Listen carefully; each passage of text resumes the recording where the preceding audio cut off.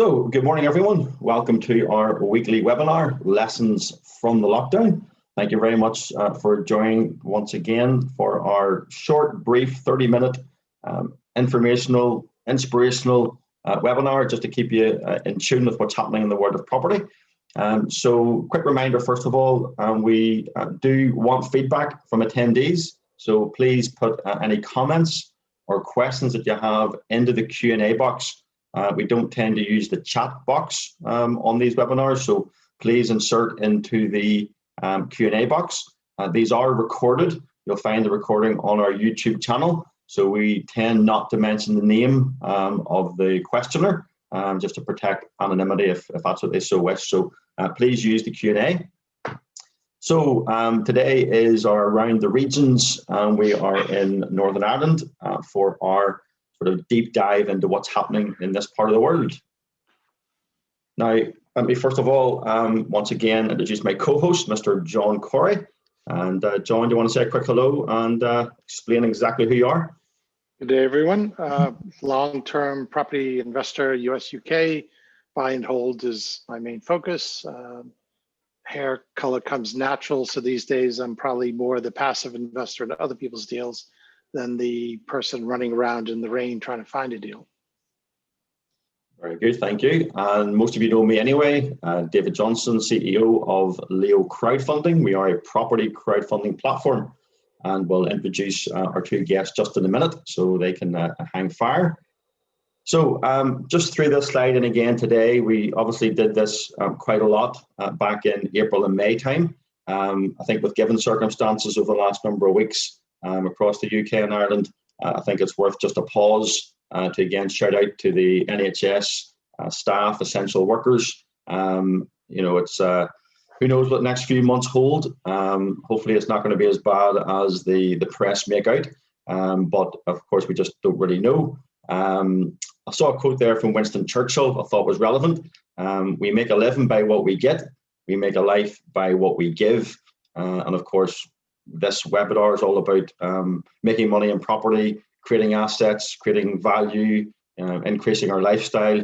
But that should reflect itself back into helping those obviously in need. And currently, those involved in the NHS are doing a brilliant job. I'm sure we all agree that deserve a shout out. So just pausing for that. So before we deep dive into today, a quick reminder for some of the new attendees that are on Leo Crowdfunding, property crowdfunding platform. We're all about learn, earn, own. That's what the Leo stands for. And really what we're wanting to do is to, you can see our mission statement, help investors learn while they earn how to own property assets by leveraging the power of the crowd. And if you take each of those letters, we're always wanting to engage with people who are interested in learning. That's what these webinars are about. And we do other webinars that obviously more detailed in certain sectors, but this weekly one is people who want to learn, join us. Certainly people want to earn income, and there's a variety of different ways they can do that in the world of property.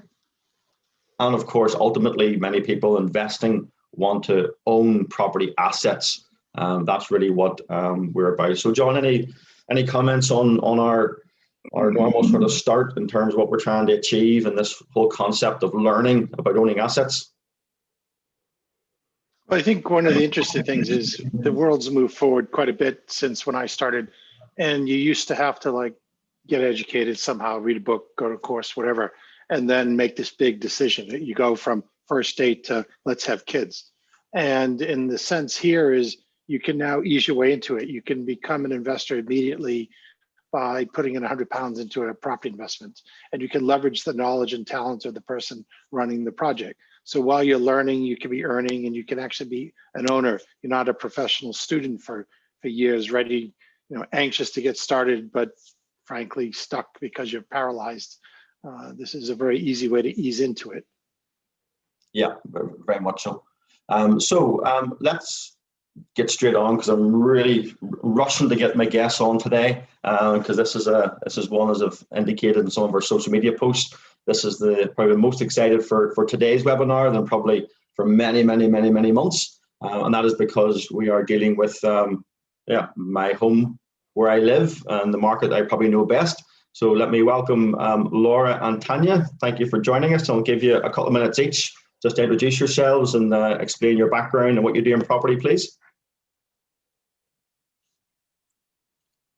I suppose, Laura, you can go first. You can go first, Laura, seeing you're on the left. Hi everyone, my name is Laura Cairns. I am probably in property now about 16, 17 years. Started off with a degree in property investment and then made my way into the world of lettings and property management. Focused on that for quite a number of years and then took a bit of a detour a couple of years back and started into the trading side. So I now have a property trading business where I source for investors, whilst also building my own portfolio of HMOs and buy-to-let residential. We also have an estate agency, so we currently sell and property manage for other people as well. And then we are looking at a lot of commercial to resi at the moment as well. So yeah. Okay, and we first met, I think we estimated around about 10 years ago when you were working in the letting agent. And I think you just started in Lurgan, a town near where I live. And I brought some of our own personal buy-to-let portfolio to you to manage. So in those days, you were chasing me to sign off letting agreements and sort deposits out and sort repairs out. 10 years on, you've certainly developed into a well-known property professional in Northern Ireland with a very, very strong track record. So it's amazing the journey of 10 years, Laura. It is. It's amazing what can be achieved when you put your mind to it. Yeah, no, congratulations on all your success. And then over to Tanya. So want to introduce yourself, please? Yes, morning everyone. My name's Tanya McGeehan. I'm Director of MCG Investments Limited. My journey, I suppose, in property started, 30 years ago because my family owned a family-run property business. So I've kind of grown up with it. It's in the DNA. And first bought my first investment property back in 2006, which, as you can imagine, didn't go too well then thereafter. And really started actually working in it then back about, I suppose, 12 years ago, running my family's business, which I still do till today. That business was primarily a buy-to-let portfolio, which I still manage today, but it also included some commercial sites and land banks. One which I have to say was very much threw in at the deep end back in 2009 when I only started the journey, and had a 5-year legal battle to negotiate over a land bank deal that had gone south in the last financial crisis. So that was both scary and also a fantastic learning experience, which went on to help me then through another larger commercial deal in Craigavon, which went well. But that was more in the buy-to-let side of the business, and it is where I did find my love of the sector. And so 4 years ago, I decided to set up my own business, doing what the particular strategy that I was more passionate about, which was the buy-to-flip side of the business. And to be honest with you, that is still where my main passion and is where my main focus is still today. I suppose for the first number of years, 8 or 9 years, I would probably classify myself as more of an amateur in the property field. But in the last number of years, I would certainly like to regard myself more as a professional, having trained, been mentored by some excellent mentors out there, which I'm still mentored by today, educating myself. And more importantly, I now would say I've had a great experience behind me over the last 4 years. And so particularly in the last year, we are doing a lot more with private investors. The activity that we're doing on the ground would certainly be at a much higher level than it was 3 or 4 years ago. And the plans for 2021 are certainly very exciting, and similar to what Laura would be moving into. We are very much moving into the commercial to residential sector, as well as social housing. And also plan, even though my still my preferred strategy is the buy to flip side. I am looking to move into the more buy to let for the next 12 to 18 months, simply suppose because of the climate that we're going to be in. I think it's too good an opportunity not to pursue that strategy. So yes. Brilliant. Okay, no, fantastic. Thank you very much. So I think it's clear to say you're both eminently qualified to talk about the Northern Ireland market. I should actually just give a shout out to the Progressive Property Network meet in Belfast. I first met Tanya at that event. It would have been before lockdown now, I suppose, end of last year possibly, and hadn't connected with Laura for probably 7-8 years, and then reconnected with Laura at the Property Progressive Network run by Pete and Danielle. So just to give them a shout out for the part they've played in bringing this together today. So let's get straight into the Northern Ireland market. Again, if anyone's got Q&A, please drop it into the Q&A chat, and any comments, always keen to have that. So yeah, on the screen, just for those of you who aren't aware, population in Northern Ireland 1.8 million, in the south 4.5. So as a combined island, we're still quite a small landmass and population. House price index Q2, I've just listed some of the key metrics there. And so yeah, Laura, I'm going to go to you first then. So what's just your kind of take on the market journey over the last, say, couple of years to where it is now? I think over the last couple of years, we've kind of been seeing a steady increase in the house prices. Back in 2006, the property market was really, really buoyant. We obviously had nearly a vertical climb at one point, which we all know what way that went. But over the last number of years, we've just been gradually climbing. And, you know, so going forward, if we do hit any kind of a slump, we're not going to have that big sharp decline the way we did in 2008. We'll maybe just taper off a wee bit before we start to climbing a wee, you know, further again. Is my... Okay. And Tanya, what's sort of your experience kind of out on the ground and the feeling in the market currently about the situation in the last couple of years? Well, I suppose currently is certainly a very different perspective in the last 6 months than it has been, I suppose, in the last 2 years. In the last 2 years, my experience and view would be similar to Laura's. And to be honest with you, I think that's been great in terms that it's been a more steady, gradual increase. There's been plenty of activity, but we haven't seen the massive increase in prices. And I think all around that's better, is going to be a benefit to us for investors coming in, because as Laura's rightly so said, we won't get the massive drop in price that perhaps the rest of the UK are forecasted to. In terms of but in terms of investment in Northern Ireland as a destination, we've seen definitely a massive increase in demand by investors into Northern Ireland, where, for example, last year in the first half of 2019, we had a higher level of investment into Northern Ireland that surpassed the average from previous 10 years. So that's fantastic to see. And I suppose there's many different factors as to why Northern Ireland has been deemed to be a very high in demand investment location now. But again, this has all changed again now in the last 6 months, and we're obviously seeing a lot higher level of activity on the ground. You know, the stats versus where we were this time last year in terms of the supply of properties to the market, the demand for properties, the prices, everything is currently on the increase. So I suppose it's quite different between the last 2 years and the last 6 months, but it's all good. Thank God. It's certainly all positive. Excellent. Okay. And John, you've obviously saw the kind of UK and Irish market from your perspective as a network host, meeting people, dealing with clients. And I know Northern Ireland's a market you've asked me a lot about. What's your kind of view on Northern Ireland, and what have you kind of heard about the market, and anything you want to put to Laura and Tanya about the overview? Well, just two observations. One is, I would say most people in the UK who are active in property don't understand Northern Ireland. It's, in a sense, its own little economy, microcosm, dynamics, slight differences in tenant laws and things like that. So it's sort of this black box that you hear some of these statistics as are presented here, but you don't have really a context to put them into. What's interesting is I think the two of you have, Laura and Tanya, have mentioned that you're working with investors.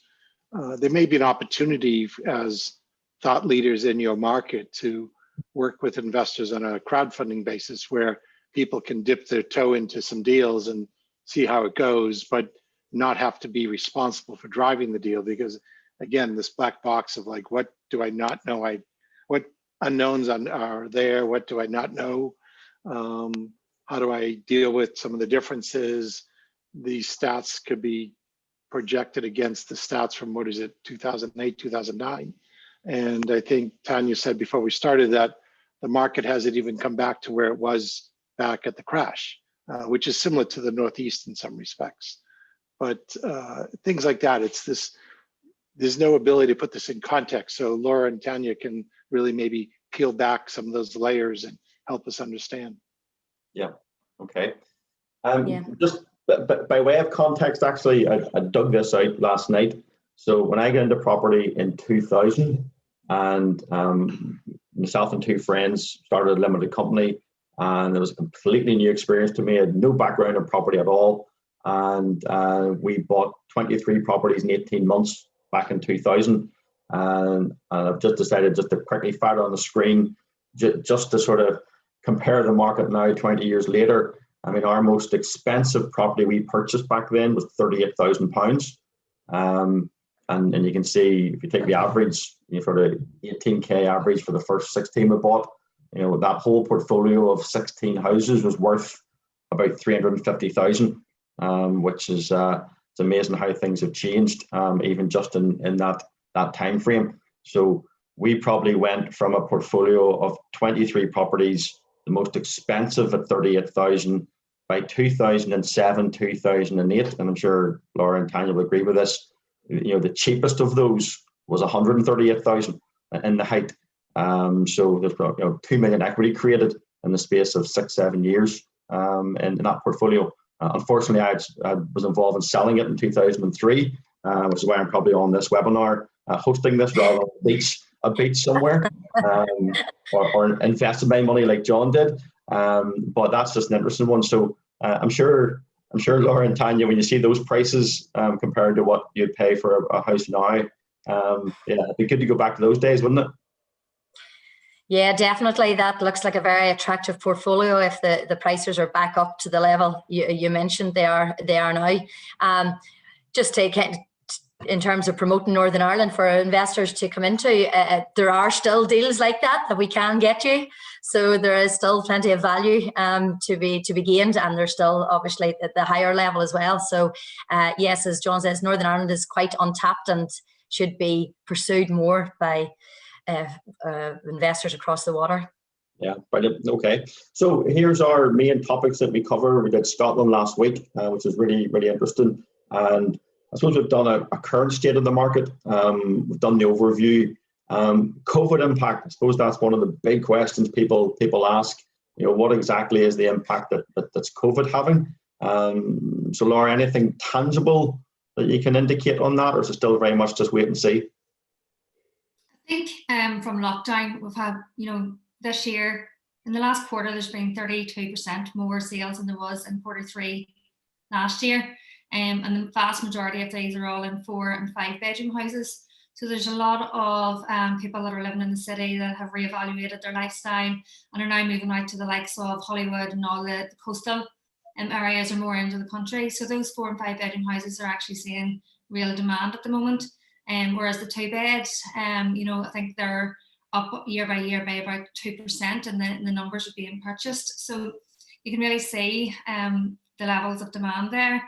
It's a combination of things, pent-up demand as well, because we're obviously closed for so long, a lot longer than what the English market and indeed the Scottish market were closed for. Going forward, will that stack up? It's hard to know. I can't really see, I think, so is this more crystal ball thing? Once January hits, and a lot of people have been burying their heads in the sand after the furlough scheme and stuff ends, we might see more of a decline then. So Laura? Yeah. For the people who are moving in effect from city center out a bit bigger homes, bit more space, maybe better garden or something. I assume those are sort of trading up buyers. Those are people who are possibly more established in their career, probably have kids. Any other sort of obvious or interesting demographics around that? I think there's a lot, you know, at the moment there's a lot of rental properties in Northern Ireland, especially in Belfast, which has now become available to let. A lot of people are starting to lose their jobs, but in saying that, there is a lot of demand. COVID really changed this. Young people who were living with their who were living with their families now don't want to be there after being locked up with them for 3, 4, 5 months. So they're now moving out. Couples who were kind of separated during the lockdown are starting to move in with each other. So there's just so many different factors going on that wouldn't have happened otherwise. When people move to these bigger homes, Hollywood, as you said, and other places, what's the commuting distance to where they possibly work if they did have to go in? Just a few miles. Yeah, okay, so that makes it quite easy for them to make the move, but not necessarily get isolated from the work environment. Yeah, a lot more people are working from home now, so that just makes it even easier as well. There's no commute. Okay, yeah, no, that's really interesting. So just in terms of COVID, just to sort of make a point on this, because John, you mentioned the, I suppose, uniqueness and the nuances of the market in Northern Ireland, and really part of that is obviously we're sort of an island community in many ways. I was sort of laughing to myself, John, after last week with Scotland and Barry Duddy. Someone made a comment on one of our social media, very, very irate, that we dared call Scotland a region because it's a country in its own right.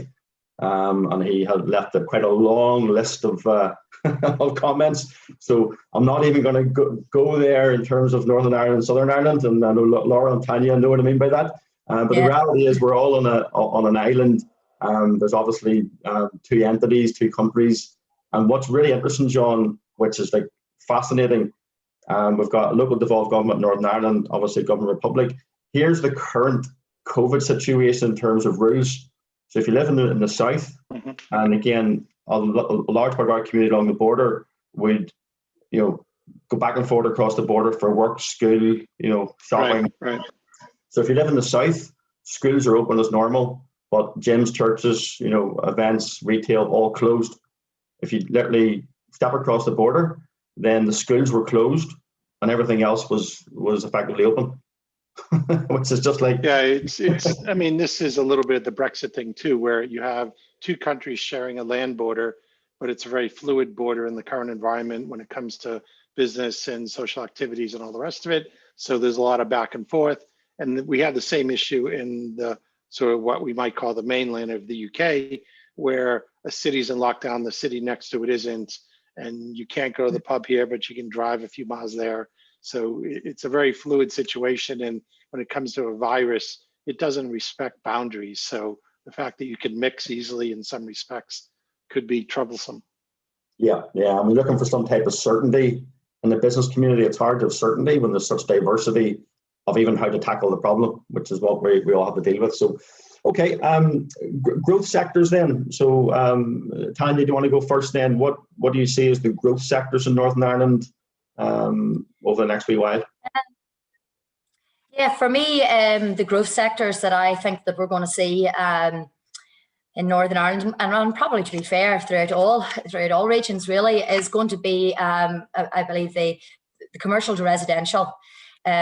Again, just simply because of the move where a lot of people are now working from home, and as much as I totally appreciate that is a current situation with the pandemic, I do believe that it will become like a legacy of the pandemic, whereby we won't go back fully to the working environment that we all previously knew, where people, I think, will become more, they will have a mixture of flexible working hours, working from home, and a couple of days in the office.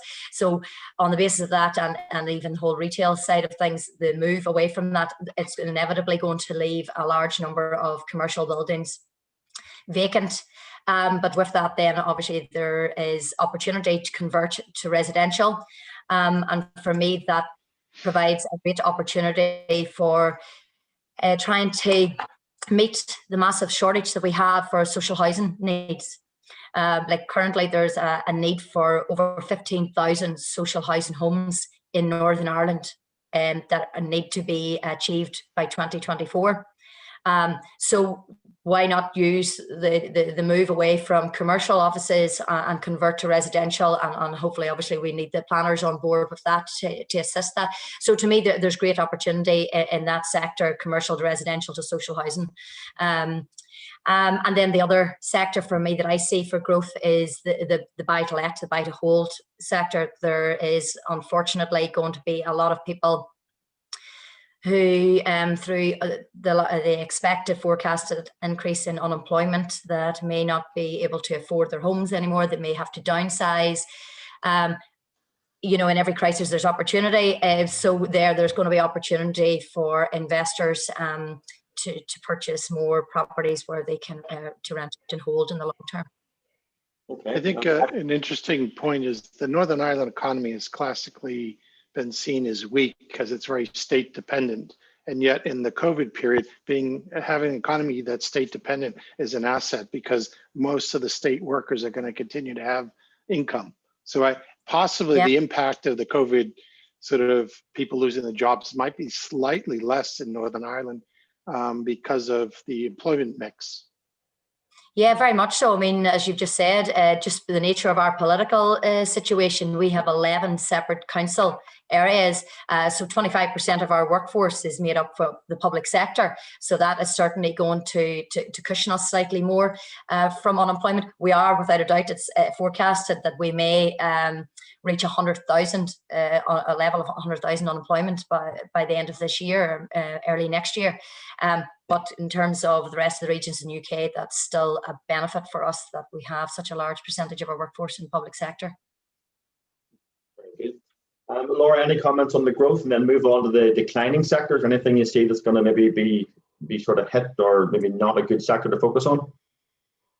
With the growth sector as well, I totally agree with what Tanya had said in terms of the commercial to resi, which is why we are focusing on that at the moment as well.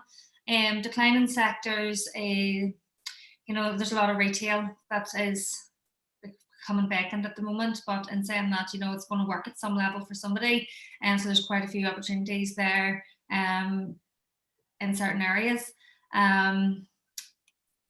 You know, a lot of the office blocks and the likes of that are starting to become vacant now in and around the city centre. So it's just really about turning those declining sectors into opportunities because as Tanya said, there always is an opportunity in a crisis.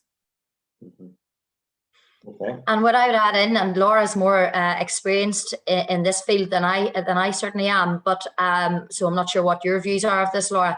I would have thought that one of the declining sectors as well would be serviced accommodation. Now, obviously it'll certainly be now in the immediate side that's already been impacted, but for me, probably for the next 2 years, I still think that still will be in some way declining. But I don't know what, Laura, your views are of that are. I think a lot of the service accommodation guys are kind of turning over to room lets at the moment. You can certainly see a lot more of their rooms becoming available on a longer term basis rather than you know, short holidays. But in saying that, I really don't think, you know, yes, during lockdown there was they were hit pretty badly, but whenever self-catering accommodation was opened again, people in the north are holidaying in the north. So they are, and hotels aren't allowed to open, but self-catering is. So they are still being able to be booked up, and people are availing of that at the moment. Okay. Yep. Okay. On that. So you've sort of already covered your strategies and introduction and stuff, and as you've talked through. So John's favorite part then, the crystal ball. If you can fast forward 12 months. How do you think things will even go a bit far, even go 2 years, 24 months?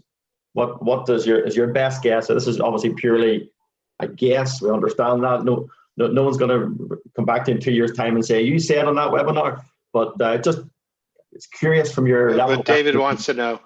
But I want to know, definitely. I want to know opinions. So it's about opinions. So go ahead. I think in today's market, it's very hard to estimate this. If I had a crystal ball, I would probably think that, as I said, in January, we might see obviously more people just really having their credit cards maxed out, because this is what they're living on over Christmas after they've been made redundant. And then we will start to see a real slope in demand. But in saying that, the government are just throwing in, you know, extra bits and pieces here and there, new laws, and it may be that they, you know, start paying for deposits for first-time buyers again, because first-time buyers are effectively being cut out of the market at the moment. So just because the government are using a lot of different strategies at the moment, it does make it quite difficult to predict. Okay, Tanya? Yeah, as you say, crystal ball, who knows? Like, it's the $1 million question for everybody in so many walks.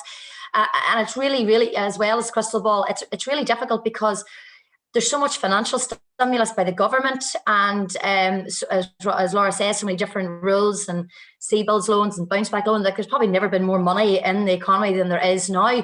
And so in one way it's good, because it's obviously helping support those that need it most, and while hospitality is closed, and it's helping to keep them financially supported.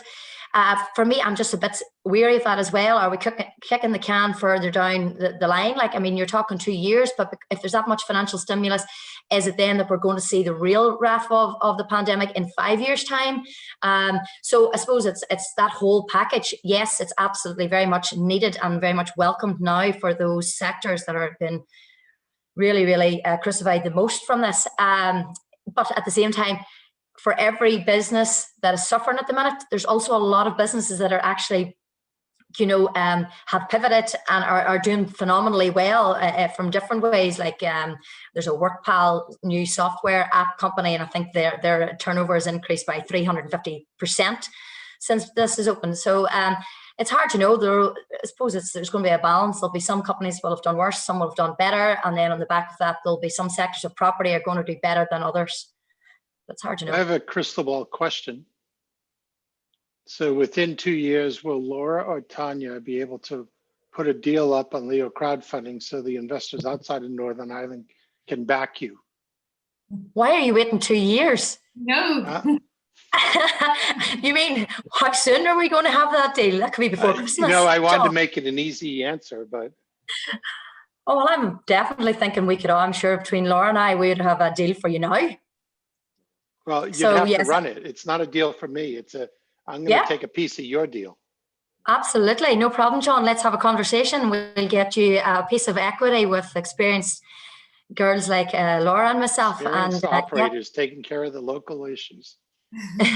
Yeah, I definitely would like to say that for anybody that's not from Northern Ireland listening in. It is a pity if people do maybe disregard Northern Ireland as a potential location to invest in. And I really do think that people should look into it a little bit more, educate themselves a little bit more on it, because there is a lot of opportunity here that there isn't in other areas of the UK. So I would just like to highlight that. Absolutely. There's a couple of comments earlier. One person, when they saw the prices back in 2000, were like, I would like some of those. And another one has said they actually are from Northern Ireland. I think it's their first time on our webinar. They're from Northern Ireland, and they're an investor. So that's exactly the sort of people, Tanya, you're both looking for. Not only just from Northern Ireland, but obviously from England as well. So you mentioned about opportunities. I know one developer I know very well. I was trying to check there because he does attend this off and on. But in the recent months, he got involved in PPE and face masks and things like that. So he took his opportunity outside property, even though he's a professional developer, and moved in a little bit to supplying that. So definite opportunities. Okay, John, any last minute comments before we wrap up this morning? I think it's been very interesting. I think it's been fantastic in terms of the depth of knowledge and the comments. So anything you want to say, John? No, I'm good. You're happy. So I'll give Laura and Tanya just for like one sentence each, maybe to finish off, then we can wrap up this morning. I'll let you go first, Tanya. Well, firstly, I just want to finish with thanking both David, yourself, and John for having me on this morning. I found it very enjoyable. And then just to finish off, is for anybody out there, there are still lots of opportunities now on the ground in Northern Ireland, certainly with ourselves. And if anybody is interested in investing or even hearing more about what we're doing at the MCG, please do get in touch with me when this is over. And just to reiterate that then, yeah, so thank you very much, David and John, for having me on this morning. I've thoroughly enjoyed it. And again, yes, there's lots of opportunities, as Tanya has said, in Northern Ireland, and we're certainly working with investors and on a lot of projects at the moment. So if you'd like to be on board with any property, you know where to find me. Yeah, fantastic. And both Laura and Tanya can be got on LinkedIn. They're both very active on that, so you can find them. And just go back up there if you want to quickly do a screen grab of that, or if you want to take a photograph of that, you'll be able to find both of them on LinkedIn. And then just to wrap up and finish off, again, John and I do some consultancy with people. So if you want a 20-minute call, you can reach out. There's my mobile and my contact details. So we're always open to conversations that can help people be more successful and achieve their goals in property. And there is our final slide, which is our contact details. So listen, I thank everyone for the time. We've had a super attendance this morning. I'm delighted to see a few friends who have joined from the Northern Ireland market. I've done no transactions, I think, Laura and Tanya, probably, I'm guessing, in 13 years in Northern Ireland. So it's a market that I haven't been involved in. And I keep saying to John, I'm going to get back involved. So maybe having you two on today is going to be the spur to get me back into the buy-to-let market, or a bit of a commercial to resi refurb, and I can sort of pick your brains for your expertise. But listen, thank you both for coming on today. I really appreciate the time you've taken. It's been a brilliant one, and this will be on our YouTube channel, so anyone can go and get a hold of our YouTube channel and watch this again. So a couple of people have asked for your details, so just remind you, go to LinkedIn and you can get both Laura and Tanya from LinkedIn. So that is us for today. Can thank everyone for joining, and have a great rest of the week. And of course, above all, in the current climate, stay safe.